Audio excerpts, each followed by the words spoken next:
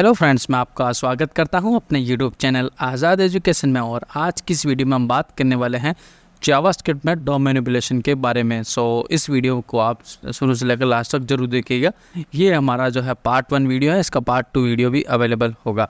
तो आप जो है पार्ट 1 और पार्ट 2 दोनों को देख लीजिएगा। दोनों को देखने के बाद आपको मैं पार्ट 2 के अंदर जो है एक टास्क दूंगा। वो टास्क करेंगे तो आपको जो लगेगा कि आपने जो है डॉम मैनिपुलेशन के बारे में जो कुछ भी सीखा है, आप जो है सही से सीख पाए या नहीं सीख पाए, तो आपको जो खुद को रियलाइज़ हो जाएगा। और चलिए शुरू करते हैं हमारी इस वीडियो को। तो सबसे पहले मैं आप बताता हूँ कि डॉम मैनिपुलेशन होता क्या है। बेसिकली डॉम मैनिपुलेशन जो है, हम HTML को मॉडिफाई करते हैं। मतलब HTML और CSS को हम जावास्क्रिप्ट के थ्रू जो कि हम मॉडिफाई कर सकते हैं, ये हमारा डॉम मैनिपुलेशन होता है। बेसिकली डॉम मैनिपुलेशन एक जो है हमें एक इंटरफेस देता है कि आप जो है डायनामिक HTML जो है आप इंसर्ट कर सकते हैं किसी भी एक डॉक्यूमेंट के अंदर। जैसे हमारा एक डॉक्यूमेंट है, ये मेरी index.html एक फ़ाइल, इसके अंदर मैं जो है प्रोग्रामेटिकली जो है HTML इंसर्ट कर सकता हूँ, या उसको रिमूव कर सकता हूँ, या उसको मॉडिफाई कर सकता हूँ। तो इसी के अंदर सब कुछ होता है डॉम मैनिपुलेशन के अंदर। अब हम नेक्स्ट बात करते हैं कि डॉम मैनिपुलेशन बेसिकली एक जो है वो एक ट्री की तरह, मतलब हमारा जो HTML का डॉक्यूमेंट जो होता है वो एक ट्री की तरह दिखता है। देखिए, तो एक ट्री स्ट्रक्चर को, फॉर्मेट को फॉलो करता है। जैसे हमारा सबसे पहले डॉक्यूमेंट होता है, देन डॉक टाइप होता है HTML के अंदर हेड, और हेड के अंदर मल्टीपल हमारे जो भी रिक्वायर्ड जो है टेक्स्ट है वो होते हैं। देन बॉडी के अंदर हमारे जो भी रिक्वायर्ड टेक्स्ट है, या हमें उस पेज के ऊपर हमने जो दिखाया हुआ है वो सब कुछ वो इसके अंदर ऐसा एक ट्री बनता हुआ जाता है। तो ये ट्री के स्ट्रक्चर में होता है। और डॉम बेसिकली एक ऑब्जेक्ट को रिप्रेजेंट करता है। बेसिकली हर एक चीज़ का एक ऑब्जेक्ट होता है, देन उसके थ्रू हम एक्सेस करते हुए चलते हैं इसमें। अब हमारा जो फर्स्ट टॉपिक आता है कि जावास्क्रिप्ट के थ्रू हम डॉम को कैसे एक्सेस कर सकते हैं, कितने तरीके जो है वो अवेलेबल है जावास्क्रिप्ट के अंदर डॉम को एक्सेस करने के।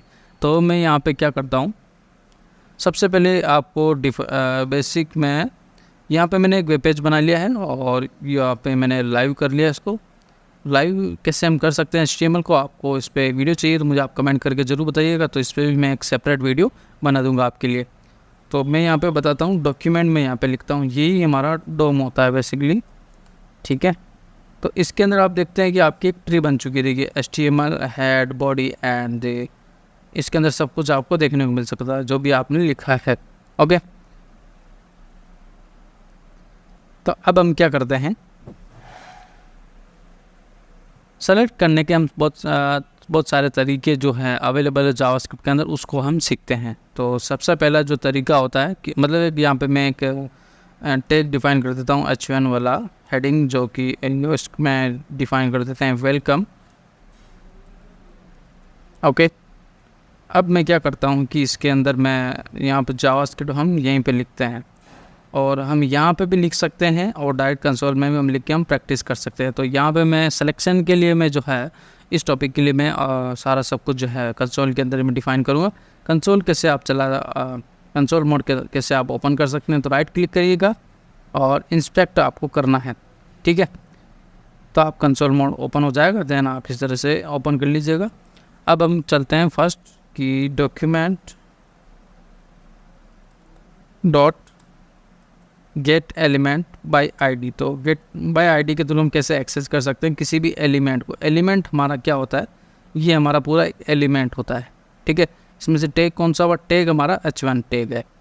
तो अब यहाँ पे मैं एक ID दे देता हूँ उसको, हेडिंग, और एक क्लास का नेम दे देते हैं, क्लास का नेम भी मैं यही दे देता हूँ, ठीक है।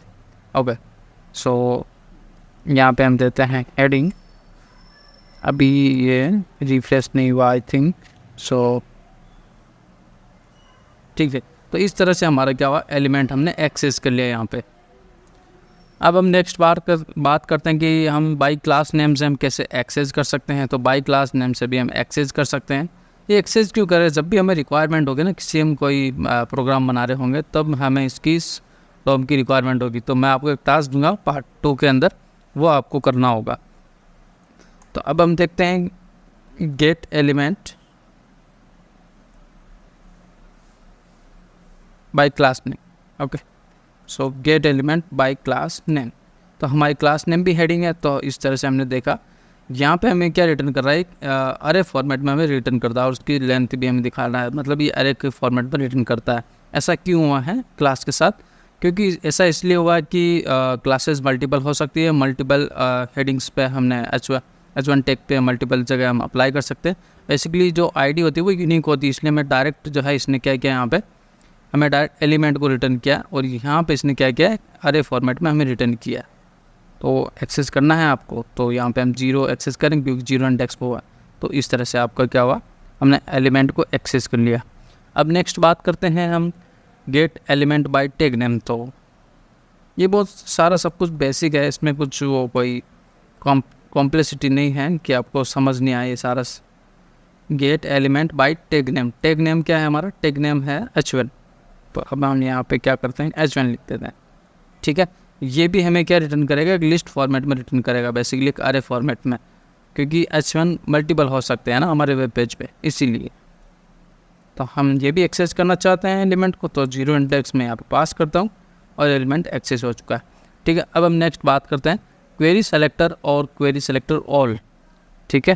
तो document dot query selector, basically हम क्वेरी फॉर्मेट में यहाँ पे लिखेंगे, ओके। सो सबसे पहले मैं एक्सेस, यदि हम डायरेक्टली बाय टैग के थ्रू में एक्सेस करना चाहते हैं तो हम टैग का नेम देना है, तो इस तरह से यहाँ पे एक्सेस हो गया। क्वेरी सेलेक्टर बेसिकली यूज किया जाता है सिंगल एलिमेंट को सेलेक्ट करने के लिए, और क्वेरी सेलेक्टर ऑल का यूज़ करेंगे ना जब भी हमें, तो वो अरे फॉर्मेट में एक रिटर्न करेगा हमारे एलिमेंट्स की लिस्ट को, ओके।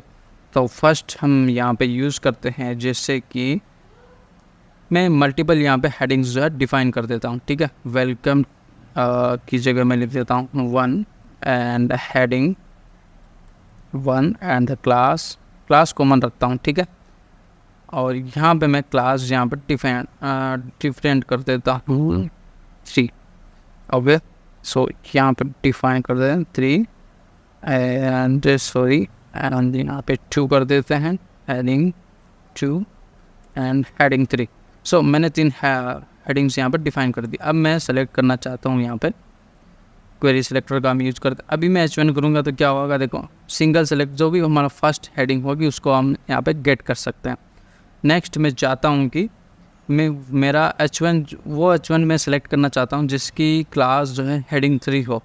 तो अब हमें क्या करना है, यहाँ पे टैग देना है, क्योंकि H1 हम फिल्टर आउट करना चाहते हैं, सारे H1 सेलेक्ट करना चाहते हैं, और ये क्या करना चाहते हैं, हेडिंग जिसकी 3 हो। तो यहाँ पर देख सकते हैं कि वो हमारा एलिमेंट एक्सेस हो चुका है, ठीक है। अब हम नेक्स्ट बात करते हैं कि हम बाई जो है आईडी हम कैसे एक्सेस कर सकते हैं। तो हमें यहाँ पे हैश पास करना है, तो बाई आईडी भी हम एक्सेस कर सकते हैं।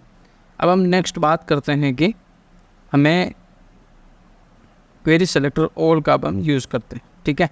अब मैं नेक्स्ट चलता है, यहाँ पे सारे H1 आपको चाहिए यहाँ पे, तो क्या करेंगे, यहाँ पे एक लिस्ट आ चुकी है कि आपके पेज पे कितने H1 एग्जिस्ट करते हैं। तो 4 जो है एग्जिस्ट करते हैं, ये देखिए, ठीक है। अब यहाँ पे देखिए सबसे पहले इसने क्या किया, हैश मेरे को वो H1 चाहिए, माना कि जैसे कि जिसकी ID 3 और क्लास भी एग्जिस्ट 3 करती, मतलब ID जो है हेडिंग 2 हो, ठीक है, थोड़ा कॉम्प्लेक्स चलता है, हेडिंग 2 हो, देन क्लास जो है वो हेडिंग हो। तो भी देखें, ओके, क्लास नेम मैंने रॉन्ग कर दिया है यहाँ पे। तो इस तरह से देख सकते हैं कि यहाँ पे जो है हमारा एक्सेस हो उसका है ये 2 नंबर, ये देखिए यहाँ पे जो दिख रहा है ना। तो इस तरह से हमें पता चल चुका है कि हम कैसे एक्सेस कर सकते हैं हमारे किसी भी एलिमेंट को। तो अभी हमने सीखा है एक्सेस करना किसी भी एलिमेंट को। अब हम नेक्स्ट बात करते हैं कि किसी भी एलिमेंट को हम मॉडिफाई कैसे कर सकते हैं, ठीक है। तो मॉडिफाई भी हम यहीं से ही कर सकते हैं, सारा सब कुछ मैं अभी प्रैक्टिकल यहीं पे कर रहा हूँ। तो सबसे पहले नहीं, अब हम यहाँ चलते हैं थोड़ा मॉडिफाई करने के लिए। तो यहाँ पे एक मैं वेरिएबल डिफाइन कर देता हूँ। सबसे पहले हमें क्या करना होगा, उस एलिमेंट को गेट करना होगा, मतलब एक्सेस करना होगा। तो यहाँ पे हम ले लेते हैं एक जो हमारी वेरिएबल बना लेते हैं, then document dot get element by ID में कर देता हूँ यहाँ पे बेसिक, एंड हेडिंग जो हमारी आईडी है मैं उसको मॉडिफाई करना चाहता हूँ, ठीक है। तो अभी हम बात करेंगे इनर HTML की। इनर HTML का यूज किया जाता है बेसिकली उसके अंदर HTML को इंसर्ट करने के लिए। तो हम क्या करेंगे, हेडिंग डॉट इनर HTML, ठीक है। तो अब हम क्या करेंगे, यहाँ पे पी टैग मैं उसके अंदर डिफाइन कर देता हूँ बेसिकली है and welcome to Azad education, ठीक है। मैंने यहाँ पे मॉडिफाई कर दिया इसको। अब हम चेक करते हैं, सेव करते हैं, यहाँ पे देख सकते हैं ये मॉडिफाई हो चुका है। तो इनर HTML का हम यूज़ करते हुए किसी भी एलिमेंट के अंदर हम HTML को इंसर्ट कर सकते हैं। यहाँ पे देखिए पी टैग जो है इंसर्ट हो चुका है। ओके, अब हम नेक्स्ट बात करते हैं कि हम कैसे उसका जो है टेक्स्ट को हम कैसे मॉडिफाई कर सकते हैं। तो यहाँ पे मैं करता हूँ, ठीक है, एलिमेंट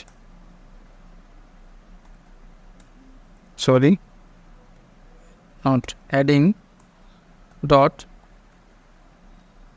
इनर टेक्स्ट।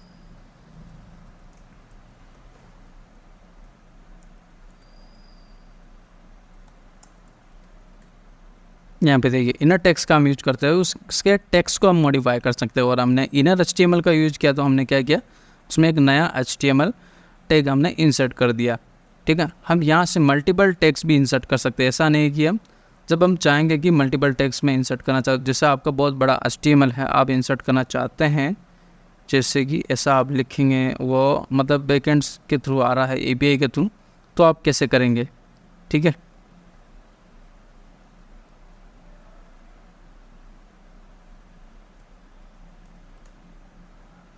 ओके, ये देखिए, बट मैं चाहता हूँ वो कैसे करेंगे। तो यहाँ पे हम यूज़ करेंगे बैकटिक का, ताकि आप मल्टीपल लाइन्स हैं आपकी 1000 या कितने भी टैक्स है वो सारे सब कुछ एग्जिस्ट यहाँ पे हो जाएंगे।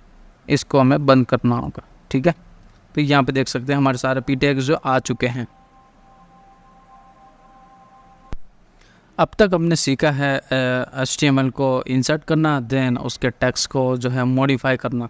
अब हम नेक्स्ट बात करते हैं कि हम उसके एट्रीब्यूट को जो है वैल्यू कैसे चेंज कर सकते हैं किसी भी हमारे टैग की।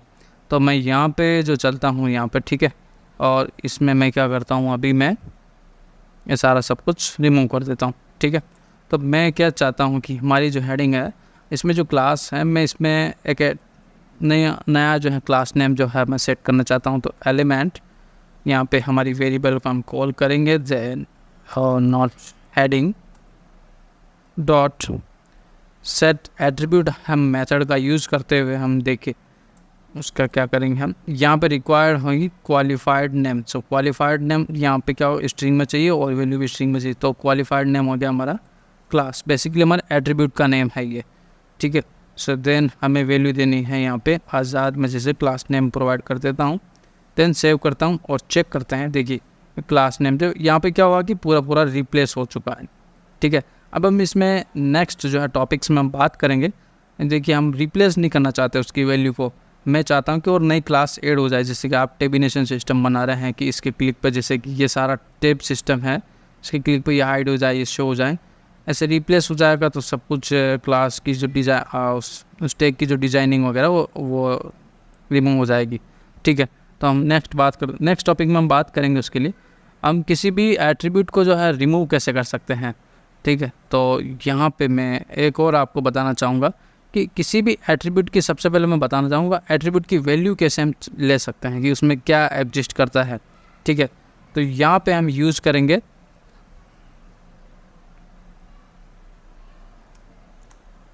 गेट एट्रीब्यूट मेथड का। तो हमें क्या देना है, यहाँ पे एट्रीब्यूट का नेम देना है, ठीक है। अब ये सारा सब कुछ एक रिटर्न करेगा वैल्यू को, तो हमें इसको स्टोर करना होगा। तो बेसिकली मैं क्या करता हूँ, स्टोर नहीं करते हैं, डायरेक्टली कंसोल लॉग में हम प्रिंट करवा लेते हैं इसको और चेक करते हैं कि क्या हमें देखने को मिलता है। तो यहाँ पे देख सकते हैं उसमें कौन सी क्लास एग्जिस्ट है, तो उस एट्रीब्यूट की जो है वो वैल्यू हम यहाँ पे हमने गेट कर ली है।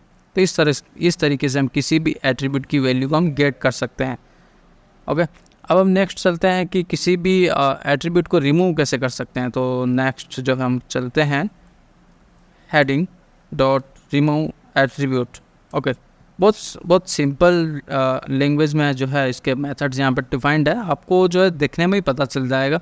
रिमूव एट्रीब्यूट, सो गेट एट्रीब्यूट, सेट एट्रीब्यूट, आपको इनको मतलब पढ़ने में आपको पता चल जाएगा आपकी क्या कर रहे हो इसमें।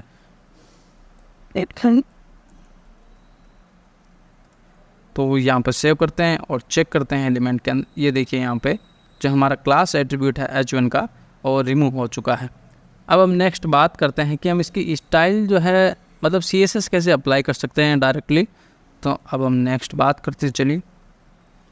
तो हेडिंग डॉट हम यहाँ पे स्टाइल प्रॉपर्टी का मतलब स्टाइल मेथड का हम यूज़ करेंगे और डॉट आप जो भी स्टाइल देना चाहते हैं, जैसे मैं कि यहाँ पे कलर चेंज करना चाहता हूँ और आपको क्या देना है उसकी वैल्यू को यहाँ पे देता है, ठीक है। देन मैं चेंज करना चाहता हूँ इसका बैकग्राउंड कलर ऑफ वी। तो heading dot style dot background colour and grey, ये देखिए।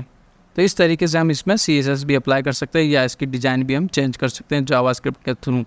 जैसे कि आपने कभी भी आप फॉर्म फिल करते होंगे वहाँ पे एरर देखते होंगे, तो एरर को इस तरह से जो है जावास्क्रिप्ट के थ्रू रिप्रेजेंट किया जाता है।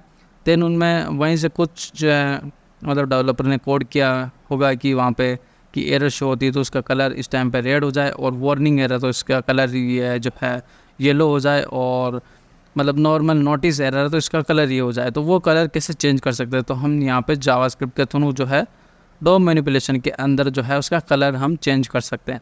अब हम नेक्स्ट बात करते हैं ऐड और रिमूव एलिमेंट्स हम कैसे कर सकते हैं DOM मैनिपुलेशन के अंदर। ये हमारा फाइनल टॉपिक है इस वीडियो का, और नेक्स्ट वीडियो के अंदर हम बहुत कुछ डिटेल में हम बात करने वाले हैं। तो सबसे पहले आप इस वीडियो को देखना, फिर पार्ट 2 ही देखना, तभी आपको समझ में आएगा। और ये वीडियो आपको कैसी लगी है मुझे कमेंट करके ज़रूर बताइएगा। Thanks for the watching.